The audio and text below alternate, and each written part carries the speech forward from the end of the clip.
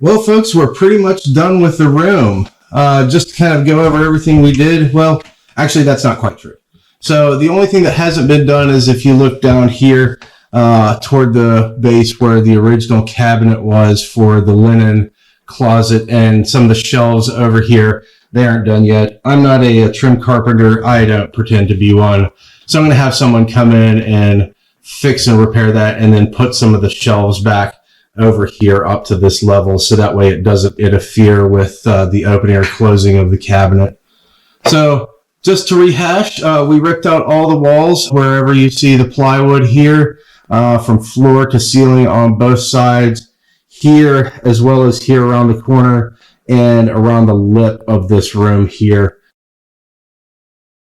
And then once we did that, we figured out the old Cat 5 wiring, the Cat 5 network wiring, the audio wiring, and the coax wiring. We took out some unnecessary power outlets that were down here, and there was one box that had a bunch of wires shoved in it. We took that out and were able to figure that out. And there was another outlet up here, and then there was another one down here. So we got rid of a bunch of the old ones that we didn't need, and moved the home audio wiring that was kind of over here, moved it off to the left hand side to get it out of the way so we could mount some new stuff and remount the old stuff once everything was completed. Then give me 1 second, let me move this around over here and I'll be right back. Okay, so then on this wall we came in, we brought a new outlet after we got the old redundant ones that were tied into the living room circuit, and we installed a new power outlet there, and then we also installed a new outlet right down here, so that is tied into the one over here. They're run on a dedicated 20 amp circuit that only runs this room and nothing else. The new breaker that we put in at the main panel is both ground fault and arc fault. We also had the electrician install a whole home surge protection. Then we got rid of the 20 gauge stranded copper house wire ground that was kind of old and corroded, and we re-grounded the whole house with 18 gauge solid copper wire. On top of that, we also added 2 new copper grounding rods in series. The ground on the house was questionable when we did a measurement of it, so just to be safe, we just said screw it. Put in 2 brand new copper grounding rods in series, so the house is really, really well grounded now. And then we added a brand new grounding block. So once we got done with all the grounding work and the electrical work, we came in with all new drywall. And then we filled all the gaps with fireproof drywall tape. And then over the top of that, we came back with fireproof plywood from floor all the way up to the ceiling, including sectioning this one corner off with a drop down. So any fire that comes in here will obviously travel up and be trapped in that area and then be protected by that fireproof drywall. Then we filled up any of the gaps, as you can see right here, with spray foam that's fireproof as well, to make sure that there was no way any fire could kind of get any of those gaps. Once we did that, we installed when the electrician was here doing the electrical work, I had him install a dedicated ground run that travels from the antenna for the over-the-air antenna equipment, but it bypasses this whole room and travels back down the wall and straight outside. So that way, if there's any kind of lightning strike through the roof that hits the antenna, it'll bypass this room completely. From there, we installed the new 15U Tripp Lite case, and we ran a second ground to a power block over here. So as I said, we have one dedicated ground from the antenna that goes from the antenna all the way outside, but we wanted a dedicated ground in here.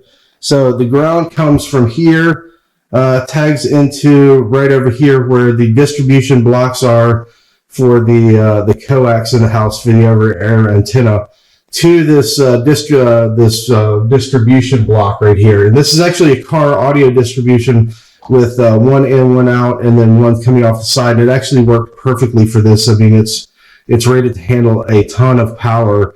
So it comes in and then comes down and grounds out the security control panel here. So that's nice and grounded. And then from there, it comes up over and is grounded into this case over here. Then we also installed a sliding shelf to make things easier to pull out when we're doing work on the stuff that's just sitting there. From there, we installed 2 new outlets behind the TV and underneath the TV cabinet in the living room. And each of those new outlets has 2 USB and 1 USB-C 5-volt power charging ports, which is really convenient. From there, we ran the data cables from the cabinet through the conduits that go into the wall over here, and then up behind there for the TV and for the living room. We also ran 4 new HDMI 2.2 cables between the TV and the cabinet.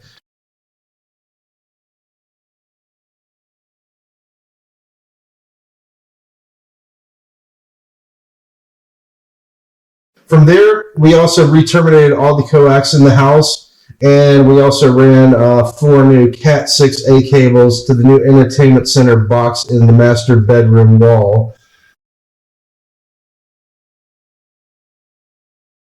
And then we also replaced all the Cat 5 in the house with Cat 6A to the floorboards from the existing that was already there.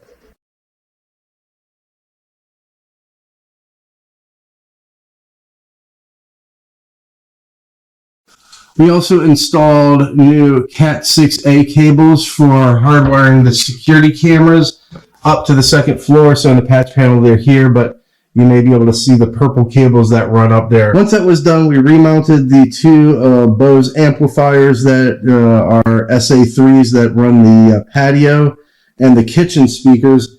And also down here, we remounted the original BOSE TA2 amplifier before we realized later on that we need to upgrade to a TA4. Now, BOSE upgrading this whole lifestyle system was an absolute odyssey within itself.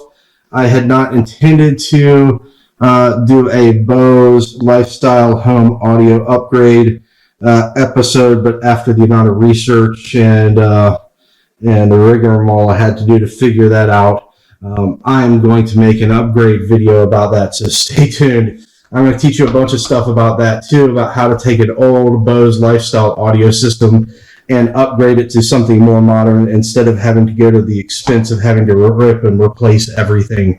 You can actually do it on the cheap. Sorry for moving the camera around a little bit and trying to get a wide angle shot to show you all this is a little bit harrowing just because this is a normal 6-foot wide hallway, so it's kind of hard to back the camera up, but it's easier just to move it around. But anyway, from there, we upgraded to 1 gig fiber to the house. It loops out of here, up, and then I have it looped around the wall right up here, so you'll see the loop.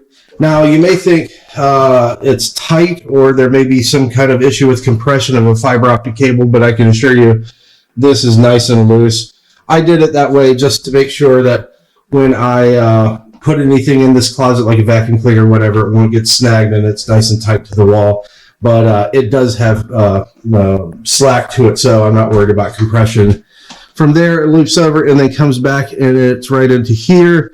And there's more than enough slack, so when I open this cabinet fully, there's no issues with it pulling or tearing, so that's not an issue at all. Okay, from the power outlet here, it winds its way up the power cable up into here, and then comes up into the APC UPS lithium-ion backup battery here.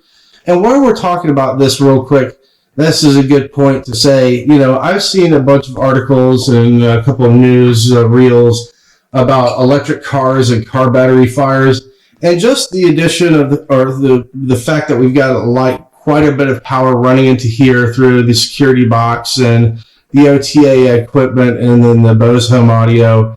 I just went ahead and put a fire extinguisher right here. I don't really expect any issues because, you know, we put a lot of time and effort into the electrical system and making sure it's grounded and whole home surge protection, but still, for the nominal cost of doing this, it just made sense. So Anyway, from there, it comes into the APC UPS, and this has been really good.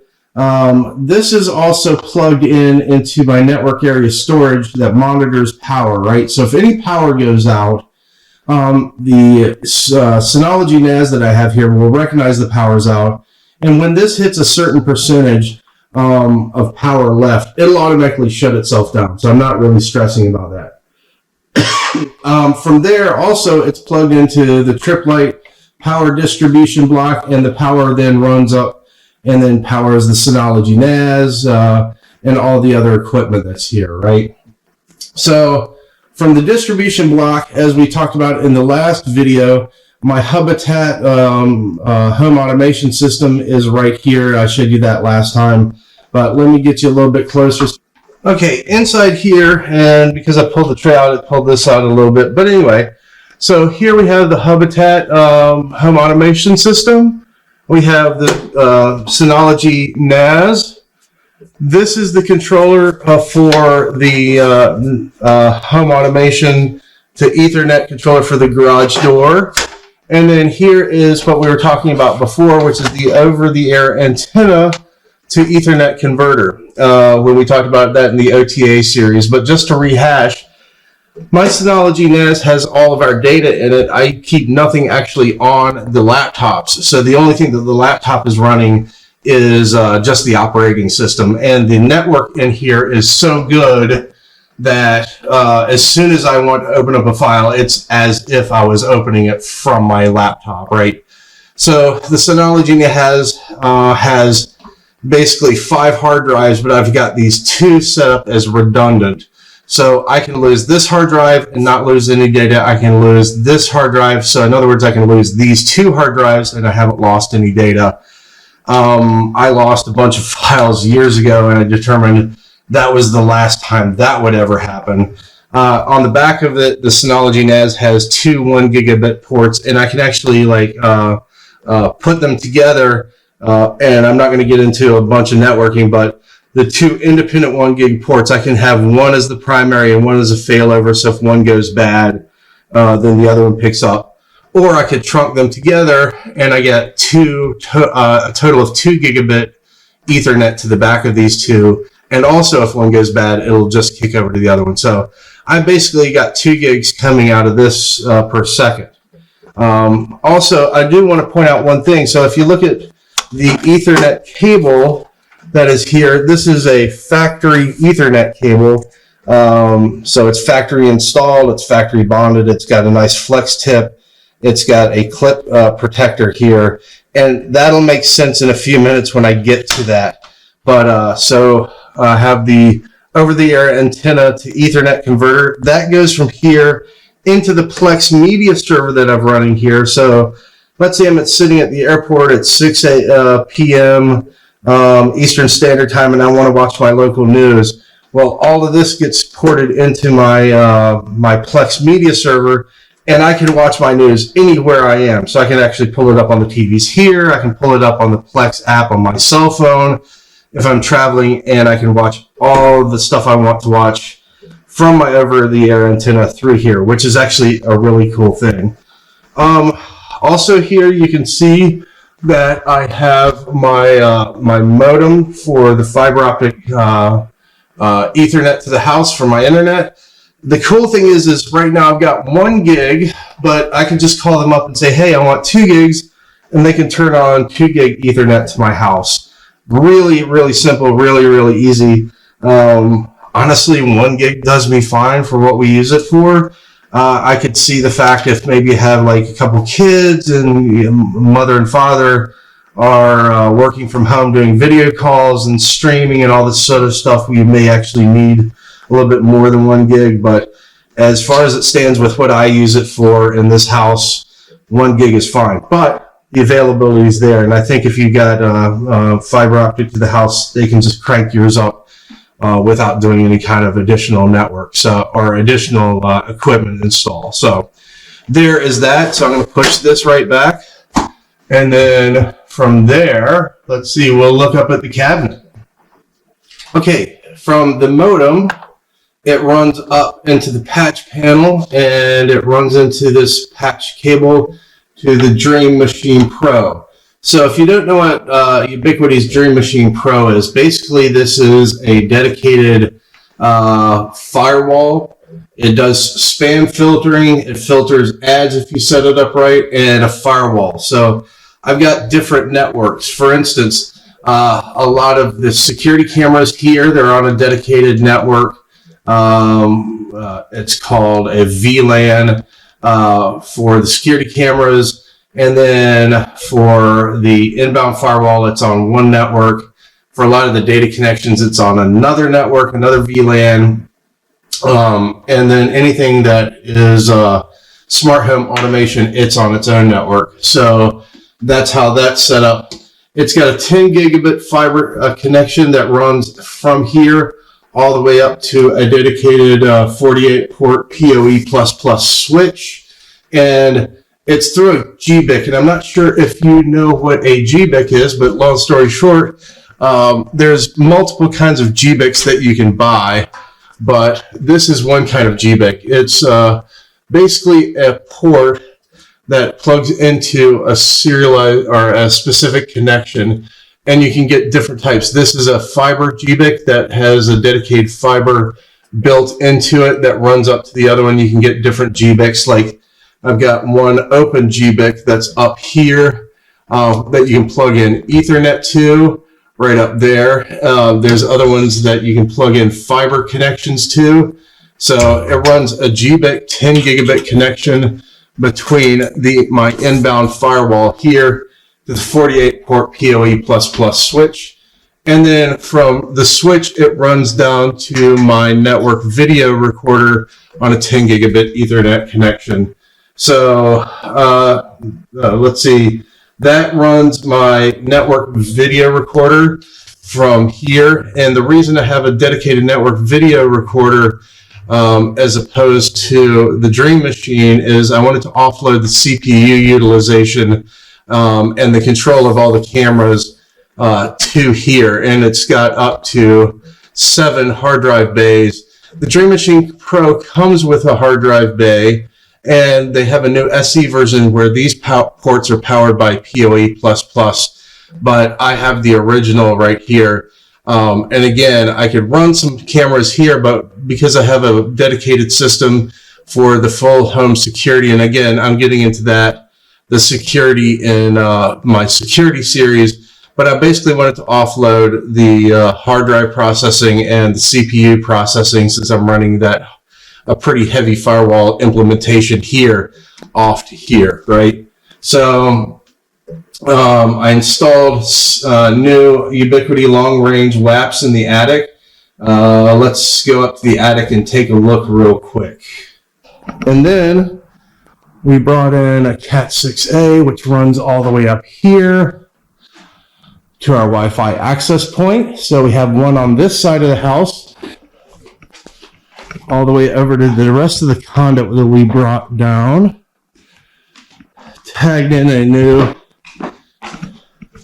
conduit here and brought the security cable in with this cable, which is data, Blue's data, all the way over. And then on this side of the house, we have a new WAP access point here, Wi-Fi access point, a new WAP. So we have one at this peak of the roof on this side of the house. And then we have one all the way down there on the other side. Okay, as you just saw, I have a WAP on each end of the house. There's full bar coverage from the left-hand side of the house and to the right-hand side of the house. I've got full Wi-Fi bars in the whole yard. I can go out to the mailbox and I have full bars. In fact, as I'm driving up toward the house, I start picking up a Wi-Fi connection, which is really cool. But in the backyard, the side yard, the front yard, full bars for my Wi-Fi. And then the last thing that we did, as you can see up here, is we put in the vent, and that is working as intended. This room is staying fairly cool.